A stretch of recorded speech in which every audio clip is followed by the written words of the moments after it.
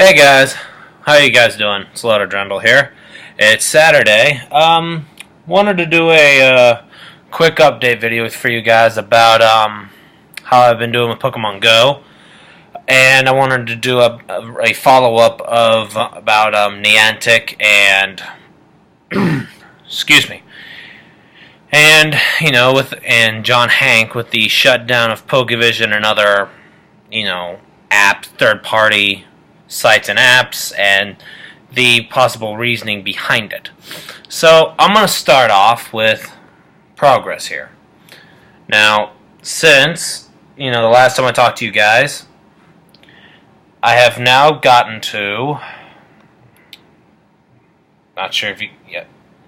I'm gonna need to kill the brightness on both of these as well. But as you saw, I hit 23. And I'll go ahead and also show you guys my Pokedex. Alright, here we go. Pokedex. As you see, I have seen 92, and I've caught 91. And the one Pokemon, I found it at work, and it ran. And it was Starmie. Although I have enough candies to make one, so I'm not phased as much. But my newest addition, one of the newest additions to my Pokedex, by the way, was, to my great delight, a Kadabra. So now I just need to get some candies, get some more other Abras, Kadabras. Maybe even hatch a couple if I'm lucky, and I want Alakazam so frickin' bad. So yeah. Since then, I've been doing some IV checks on these Pokemon. I've transferred a lot to the Professor. So, but now let's get to the nitty gritty of it. Now I made a video previously, but I didn't upload it. I chose to re-record it because a lot of it, there was some banter between me and a cleaning lady, she and I were talking in Spanish. So if you guys want me to add that, just, as a kind of a blooper thing, where I was try to speak Spanish, which if you want me to, tell me, comment that. So anyway, let's get down to it. Niantic, Nintendo, John Hanke, there was an article, and I actually copy-pasted it, and I'll try to put the link in the description. I'll find the link and put the description, in the description box. I'll put the link in for you. But it was posted August 4th, so a couple days ago. Update on running the Pokemon Go service. So, pretty much, they've gone over. I'll read the article here. Things have been pretty crazy here at Niantic over the last few weeks, but despite all the ups and downs, we get up every day inspired by the original goals of Niantic to create an experience that encourages healthy outdoor exploration and social gameplay. Every positive story we hear, like this one from the UK, that was actually highlighted. I never got a chance to look at it.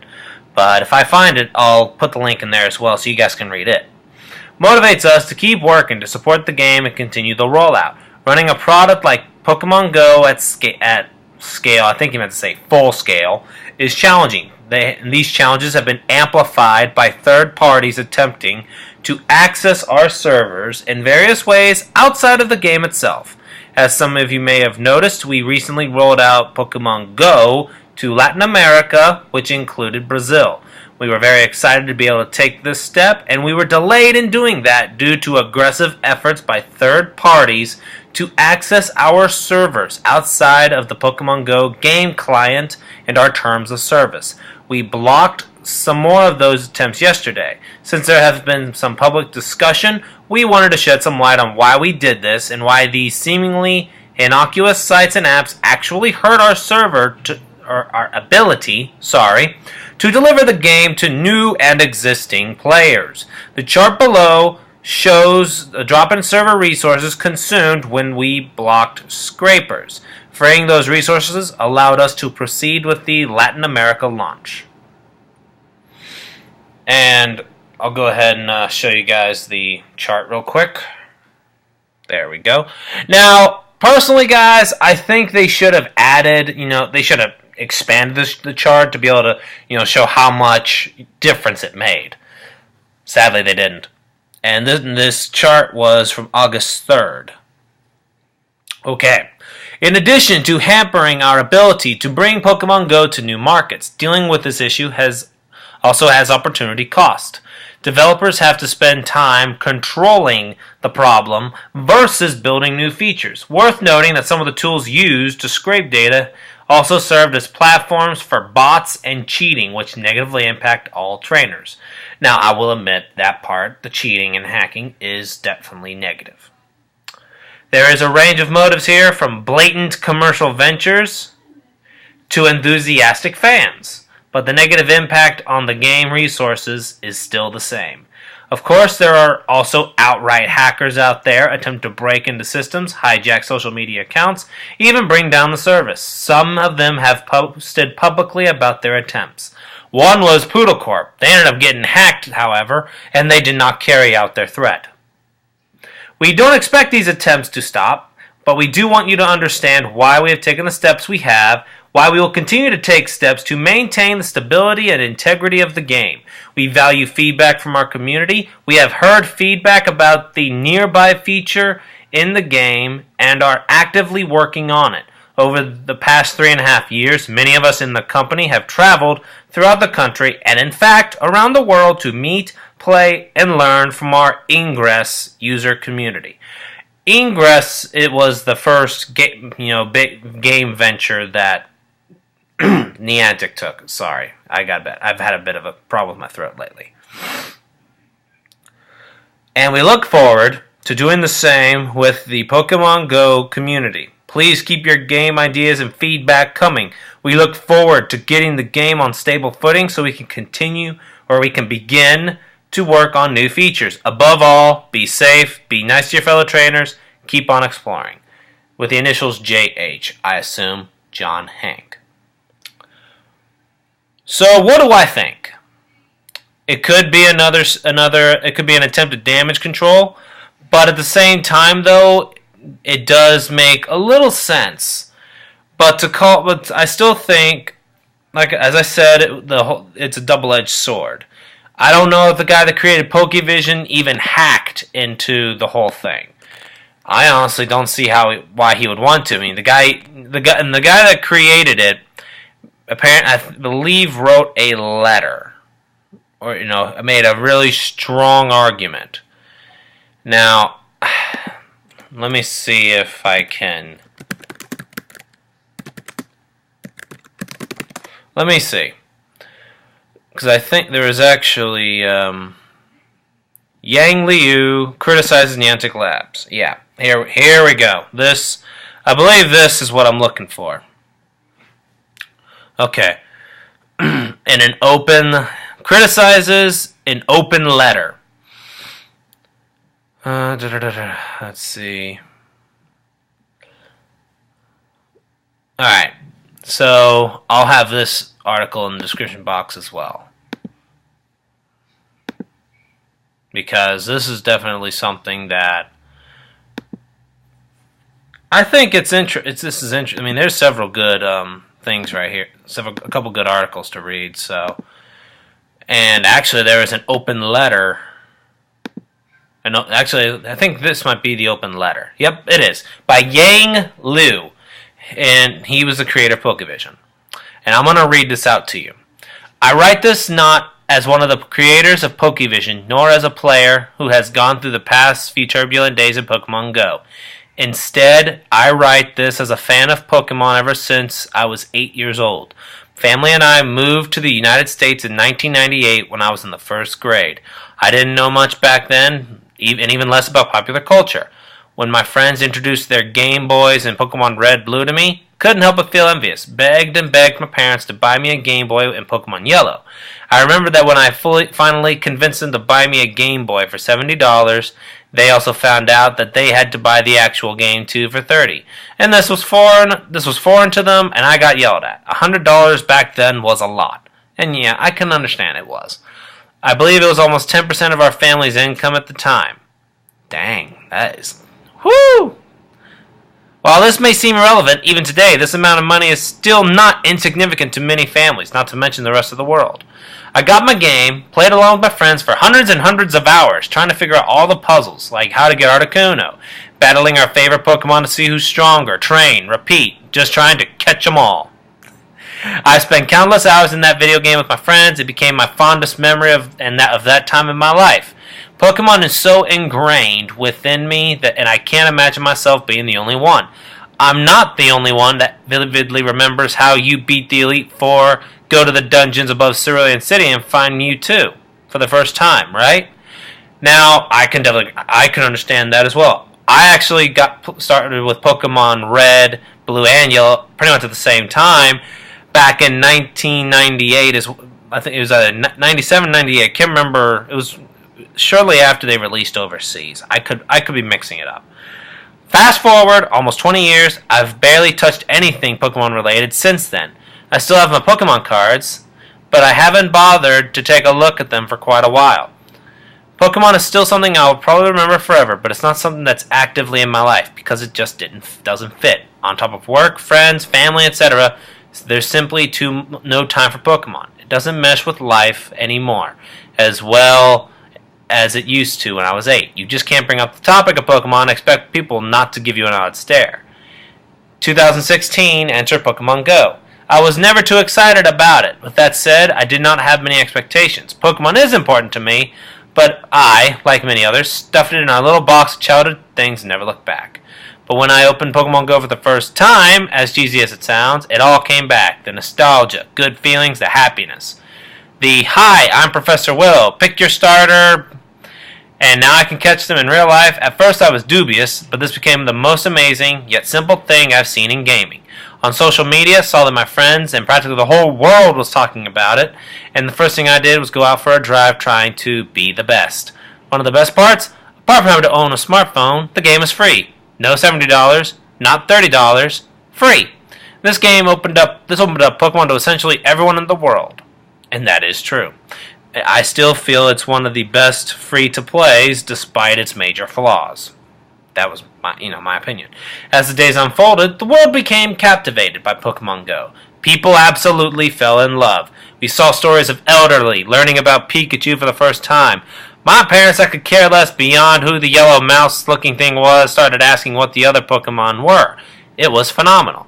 We saw investment bankers asking their kids how to play so that they can better connect with their younger clients. We saw the elderly become more fascinated in the world of Pokemon. Saw kids going out more, exercising, being active in general just because of it. I can say that is true because I've gotten to see places around where I live that I never would have seen if it wasn't for this. Most importantly, Justin Bieber finally got to feel what it's like to not be mobbed because everyone else was too busy trying to find a Gyarados to notice him. Okay. Local stores integrated Pokemon Go in their services within days of the release. Hospitals started praising the health benefits of having Pokemon Go around its patients. People traveled hundreds and thousands of miles just to play it. People explored parts of their cities never knew existed. That's me. And befriended strangers on their hunt for Pokemon. That's me too. These stories of triumph were solely because of Pokemon Go. Pokemon was no longer just a game, it was part of a lifestyle. These stories shouldn't surprise any of us. We've all been there to watch it unfold. You simply captured all of our hearts with Pokemon Go Niantic. And that was true. But then you broke it all too quickly. When the game broke every few hours or so and wasted our lucky eggs, we stood patiently, excusing the huge growth and thus strain on servers as the cause. We were happy to wait it out with our fellow trainers, knowing that it's worth waiting for. No one got mad. When the in-game tracking broke, we stood idly by, patiently waiting to update and fix. Along came Pokevision. We made Pokevision not to cheat. We made it so we can have a temporary relief to the in-game tracker that we were told was broken.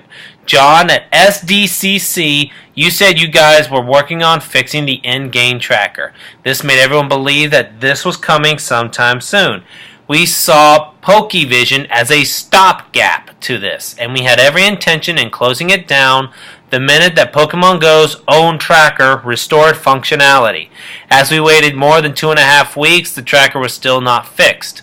We noticed more and more of our friends leave the game. The only way and I know experiences vary here, could convince them to play was show them Pokevision and say, hey, here's a temporary remedy to the tracking issue. We're still optimistic that Pokemon Go's tracker will be fixed soon. Nobody heralded Pokevision as a permanent end-all solution. In fact, all the media coverage was littered with comments such as, Pokevision is okay, but when the tracker's fixed in-game, I'm going to stop using this. When I made my first video, guys, I even said I planned on using Pokevision for as long as it took until the tracker in the game was fixed. For the past 4 weeks, every single one of your 80+ million players had so much faith. Take a look at Reddit. Take a look at all these journalists who don't even play games, calling out Ryan Mack of Forbes, who became obsessed with Pokemon Go. All of us were so eager for Pokemon Go to be, in quotations, fixed, so that we can return to sharing Pokemon Go with our loved ones and friends. Remember when I said that before Pokemon Go came about, mentioning Pokemon Go would land you an odd stare? Pokemon Go reversed that. It became the conversation started, the topic everyone bonded over, the topic that guys used to pick up chicks with and not felt like a geeky nerd. That and so much more were solely because of Pokemon Go. As almost 3 weeks have passed by, in-game tracker is still broken. People had a temporary solution in Pokevision, but we knew, and everyone else knew, this wouldn't be permanent. We didn't make Pokevision to snipe you, Niantic. We made it so we can keep everyone playing while we wait patiently. We want to keep sharing our Pokemon stories with everyone else. How many people in the world have gotten the chance to have a serious conversation about Pokemon with their parents for the first time? How many of us got to talk about Pokemon like it was socially acceptable in any context? That is true.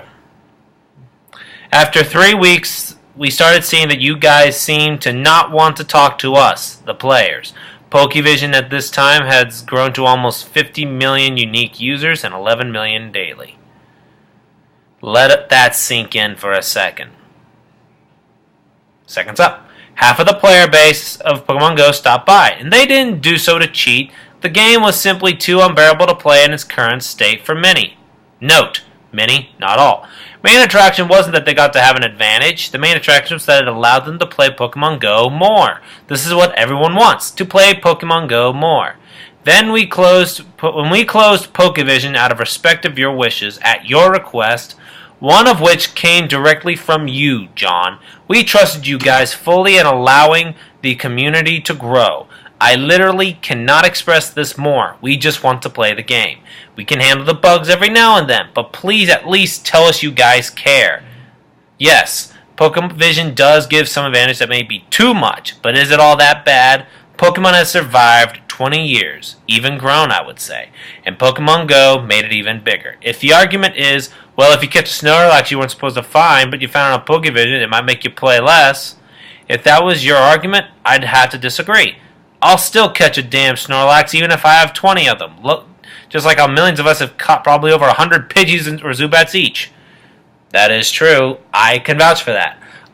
And I might make another video about what to do when it comes to Pokemon when you feel like you've caught everything you can. Pokemon is everlasting. The same 151 have been around for over 20 years. If 80 million people downloaded and played within a week, before it even released in multiple major countries, isn't it an indication that no one can be sick of Pokemon? I don't know what is. After disabling the in-game tracker and Pokevision, the ratings on iOS went from 4 stars to 1 or 1.5. I am the only one person. I admit that my sole opinion is not important. But what about the countless players begging for the game to be restored to its former state? I may be biased in saying that Pokevision being down had an impact on the amount of negative ratings, refund requests, and outcry on social media. But could it be true? Nothing has changed between the time the in-game tracker broke and Pokevision went down. Could it just be possible that the tracker, no matter if Pokevision made it or Niantic made it, is something that players desperately need, not want, but need in order to play the game? Could it be possible that this is the very core fundamental feature that drives most players? I understand that there are some that want to walk around and stumble on a random Pokemon, to each their own. I'll admit, on that part, guys, I walk around a lot, and if I run into something, cool. I mean, walking around to randomly find something, I actually was able to find, that's how I found the Kadabra, that's how I ran across Nidoqueen. But 50 million unique users and 11 million daily, and the ratings on your app with no significant change in itself are big indicators. Are customers always right? Especially if over half of them are looking for an outside fix just so they can enjoy something they love. People are naturally inquisitive, and in this case, they just want to play more and more. So they sought out something that helps them do so. Pokemon Go is a social game. Enjoyment depends on the players and their environment. If you take away the environment part, tracking, but keep the social part intact, sure, people will still play. But would you not rather it be at its fullest potential? How much more is here? Everyone in the world wants to play Pokemon Go. It's been a huge part of everyone's lives already, if it's not clear enough. Look at the fans from Brazil. They aren't spamming social media just because they want to cause harm. They want to play the game. And now they are. Just as I saw my friends play many years ago want to be a part of it, these guys are doing the same. They just want to be with the rest of the world. Sadly, by the time they join, Pokemon Go may not be the game it was weeks ago. Lastly, if money is an issue, Niantic, I must ask, why? You've captivated the world, introduced Pokemon to people that would have never touched it, and if it hadn't been for Pokemon Go, to me, that's priceless. You won't be remembered for the profits you made. You'll be remembered for the world you changed through Pokemon and all the lives you made better. Just look at all the stories. There's plenty. So when millions of players are expressing their feedback to changes, is it not worth it to listen to what they have to say? In its first few weeks, Pokemon Go has enhanced millions of lives in unimaginable ways. It has so much potential to continue changing the world. Wouldn't you, Niantic, want to see just how good you can do with Pokemon Go? Is that not more valuable than anything else? I sure think so. Warmly, Yang. So, pretty much, guys, that was the open letter. If you guys want to read it as well, I'll have that in the description box as well. But pretty much, I think the developers and John Hanke. Here's the way I'm going to put it. I do not agree with their decision to shut down Pokemon Go. I mean, even though this chart that I showed you, and I'll show you guys again. Alright, let's see. Here we go.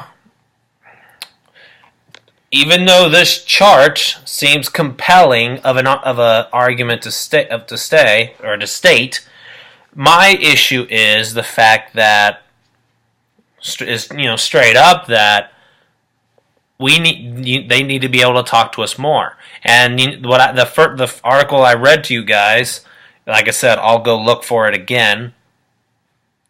But at least at least John Hanke seems to have come out, and he says they are actively working on the nearby feature. The thing is, they haven't given out a set time, which I'm sure they may not know a set time, but what they need is to be able to come out and just state what's going on. They need to come out and say what the problem is. They need to come out and what are they gonna do. What are the steps they can do that they're going to do and to put in place to help these issues, these wounds slowly heal? The reason I say that, Pokevision, yes, was an alternative. It was to help, I'm sure it was to help players keep playing. And when I did my rant about them shutting down Pokemon Go, I'll be honest. I still think I'll say it again, guys. It's a double-edged sword. If they can fix the problem with Pokemon Go's tracker within a week to 2 weeks, 1 month at the most, then maybe there can be some hope. But lately, the tracker still isn't fixed. And they shut down Pokevision, which is why I said what I said. I think, honestly, this is one of the things to... It's one of those things that they can't just ignore the fans. And it says they've recently addressed them in regards to games bugs. So overall, it's going to be interesting to see how Niantic goes forward from this. And I really do hope that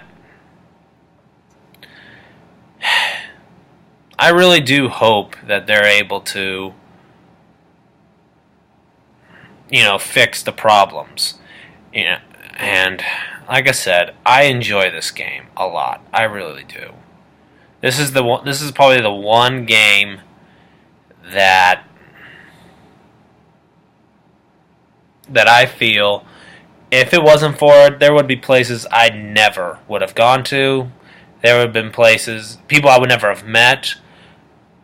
Honestly, this game has had a huge impact on me in a sense because it's gotten me to go out more. I'll go ahead and confess. Most of my life, as a kid, with all the things I'd gone through, living down here with the emotional torment I dealt with, I only had video games, music, writing, my job, fitness. Ever since this game, as insignificant as it could be to some, I've started going out far more than normal, which for me is good because I've always talked about there are things I wanted to see, and this app was the spur. It was the kickstart I needed. Where Niantic goes from here is anybody's guess. Personally, though, Niantic is in a bit of a ditch on a PR fans perception level. They're in a ditch. Now, as to whether they'll get themselves out of it, personally, I hope so. I don't want this game to die. I really don't. If it does, I'm going to be upset because of the fact that there are people who have been touched by this game whose lives have improved immensely. One being, I remember the story was an autistic kid, and what all these other random strangers in regards to it, the Pokemon community did. Even the autistic boy's mother was crying in joy. So that's all I got for you guys. I'm sorry for a lengthy video. There's just a lot that this is a lot of information to take in. Like I said, I'll have the links in the description box down below. The very first part, I'll try to find the website that I got it from so you guys can read it yourselves.